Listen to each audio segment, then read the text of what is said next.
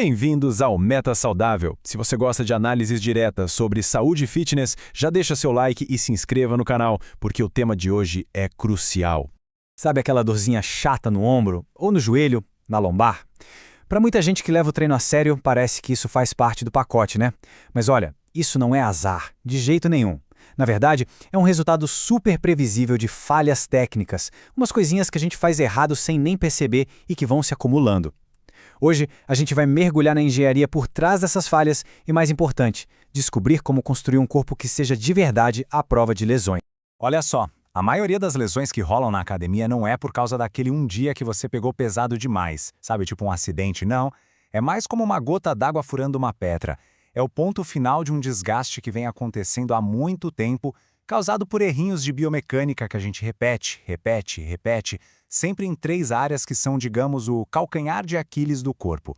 É exatamente aí que a técnica ruim vira um problema de verdade, vira lesão. E que zonas são essas? Bom, são 3 pontos bem críticos onde a coisa costuma desandar. Primeiro, o complexo do ombro. Segundo, a articulação do joelho.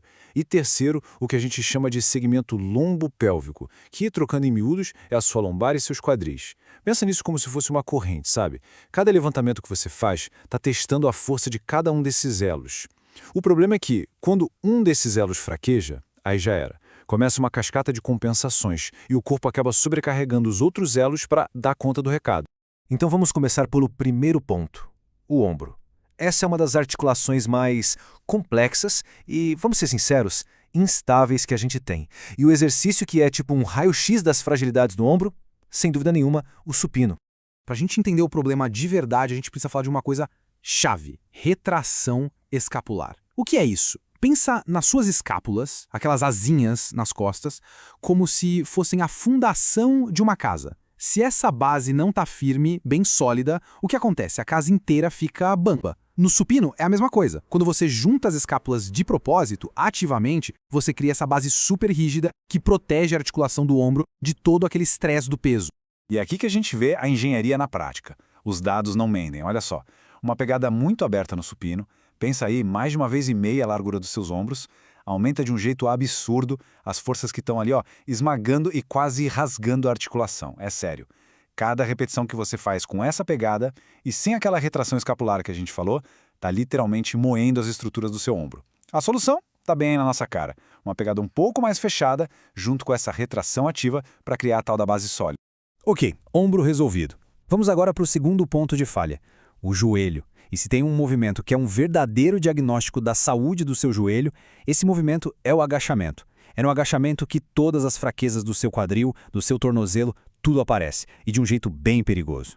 O grande vilão aqui tem nome e sobrenome: valgo dinâmico. Sabe aquela cena clássica no agachamento? Quando a pessoa está subindo e os joelhos fazem isso, desabam para dentro? É exatamente isso. Mas aqui tá o pulo do gato. O problema não é o joelho, ele é só a vítima. Isso é um sintoma. Um sintoma de que os músculos do seu quadril, principalmente o glúteo médio, estão de folga, não estão fazendo o trabalho deles. E esse colapso para dentro joga uma tensão absurda, brutal mesmo, nos ligamentos, deixando tudo prontinho para uma lesão bem feia. E só para a gente ter uma ideia do tamanho do estrago, olha esse número. Um estudo com atletas de elite descobriu que a força máxima na articulação do joelho pode chegar a 26,7 vezes o peso do corpo. 26 vezes! É muita coisa. Com a força dessas em jogo, dá para entender que ter uma técnica perfeita e controle total não é luxo, né? É questão de sobrevivência para o seu joelho. E finalmente chegamos na última zona de risco, que para muitos é o fim da linha: a lombar. Se no ombro o segredo é estabilidade e no joelho é alinhamento, na lombar a palavra de ordem é neutralidade. Manter a coluna neutra quando tem peso em cima. E falhar aqui, bom, as consequências podem ser bem sérias. O erro mais clássico aqui é a tal da retroversão pélvica, que o pessoal chama de butt wink. Sabe o que é? É quando você está lá no fundo do agachamento e o seu quadril parece que gira para baixo e para dentro, e a sua lombar, que devia ter uma curvinha natural, arredonda, fica uma bola. Olha, fazer isso com uma barra pesada nas costas é, sendo bem direto, uma das maneiras mais eficientes de conseguir uma hérnia de disco. A nossa coluna foi feita para aguentar peso numa posição neutra, reta, não toda curvada. E como a gente resolve isso? Com estabilização. Mas atenção, a técnica aqui é tudo. Existe uma técnica chamada hollowing, que é basicamente murchar a barriga. Isso até serve para uma reabilitação leve, mas para levantar peso de verdade é inútil. Para carga pesada, a técnica é outra, é o bracing. O que é o bracing? É contrair tudo no seu core ao mesmo tempo. Imagina que você vai levar um soco na barriga. É essa contração. É criar uma parede de 360 graus de músculo, um cilindro de proteção em volta da sua coluna. Então, no fim das contas, fica bem claro, né? O problema quase nunca é o peso que está na barra. O problema é a falta de um plano, de uma estratégia de engenharia corporal para conseguir lidar com esse peso. O negócio é construir uma estrutura que seja forte, resiliente e que saiba gerenciar toda essa força de um jeito inteligente. Falando em ter um plano completo para finalmente ver resultados, muita gente me pergunta como organizar uma rotina ou qual plataforma eu recomendo para quem quer um guia de verdade que junte treino e nutrição. Para isso, eu recomendo a Netflix Fitness. É uma plataforma completa com treinos novos toda semana, seja para fazer em casa ou na academia, além de planos de nutrição e um foco real em criar equilíbrio e mudar seus hábitos. Se você quer entrar para o time e ter esse acompanhamento completo, é só acessar o link aqui na descrição ou apontar para o QR Code que está na tela e começar sua transformação. Beleza, já diagnosticamos todos os problemas. Agora, vamos para a parte boa, a engenharia da solução. E o que a gente vai ver agora, o protocolo de blindagem articular, não é só uma listinha de exercícios aleatórios, não. É um sistema, passo a passo, todo baseado em ciência, para a gente corrigir exatamente aquelas falhas que a gente viu e construir um corpo forte, de verdade, da base até o topo. Esse protocolo tem 3 pilares. E presta atenção, a ordem aqui é crucial, faz toda a diferença. Pilar número 1. Estabilidade da coluna. É a nossa base, o alicerce de tudo. Pilar 2, estabilidade do quadril, porque é ele quem manda no joelho.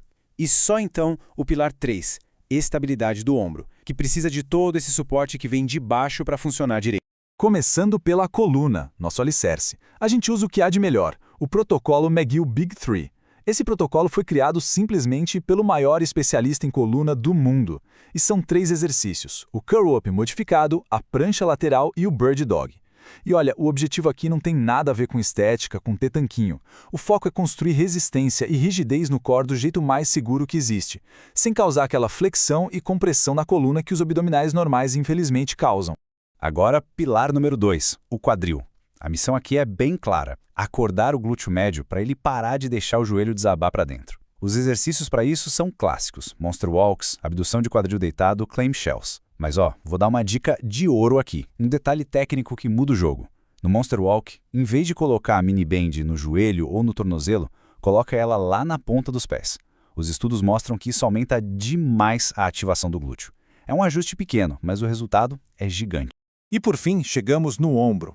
O trabalho aqui é reeducar as escápulas, ensinar elas a se moverem do jeito certo. A série YTWL, por exemplo, é sensacional para acordar aqueles músculos estabilizadores das costas que a gente nem sabia que existiam. A rotação externa vai direto no manguito rotador, fortalecendo os musculozinhos que seguram o ombro no lugar. E os Wall Angels?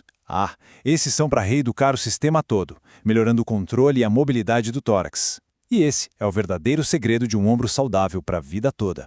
Então, entenda uma coisa. Colocar esse protocolo em prática não é só sobre adicionar mais uns exercícios no seu aquecimento, não. É muito mais do que isso.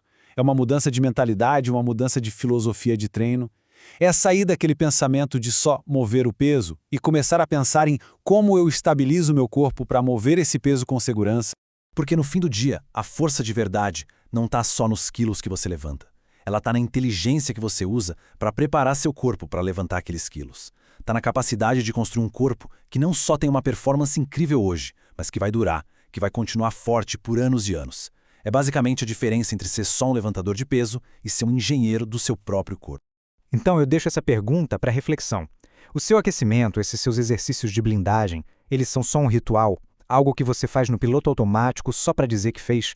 Ou eles são uma estratégia de engenharia pensada, calculada, para reforçar as estruturas que vão aguentar o tranco da sua performance máxima? A resposta para essa pergunta não define só o seu próximo treino, ela define o futuro da sua jornada no esporte.